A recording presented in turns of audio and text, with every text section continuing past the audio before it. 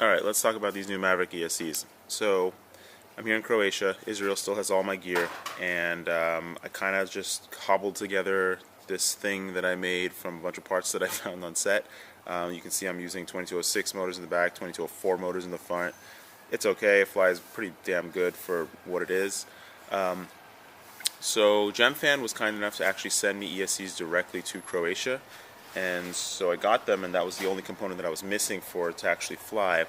And took them out of the bag, really excited to put them in, no idea what to expect. And first thing I noticed was ESCs themselves, they are really, really high quality. They look very similar to KISS ESCs.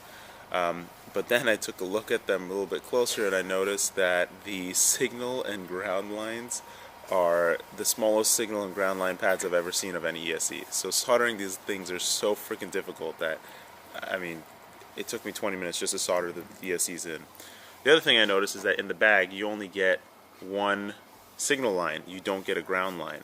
And note that this is a silicone wire, so that when you try to solder it onto the pad and you have to resolder it a dozen times, it doesn't melt on you when you're trying to solder it. It's kind of refreshing that it doesn't come with a ground wire because it's not really necessary. It also comes with 18 gauge plus and minus wires and these instructions, which are completely useless. So I put it on the craft and I was trying to figure out how to calibrate it. It does not calibrate the same way as regular BLHeli ESCs or any other ESC, and I cannot connect to the software at all. It does have pass-through, so you supposedly can connect to it through the flight controller, but it doesn't work right now. I think that might be because I'm using an F4 board. I'm not sure. I've tried contacting the company, they haven't responded yet, so hopefully they clear that up a little bit. Okay, so then the performance. Immediately when I put it on, I did a test hover, even though I can't calibrate them, can't change any settings, can't do anything with them, and they were completely unreliable. The throttle response, sometimes you touch it and it just blips up and flies up real quick. Other times it's a little bit more predictable. So I was kind of worried about it. I was really upset that I had something that still doesn't fly that great.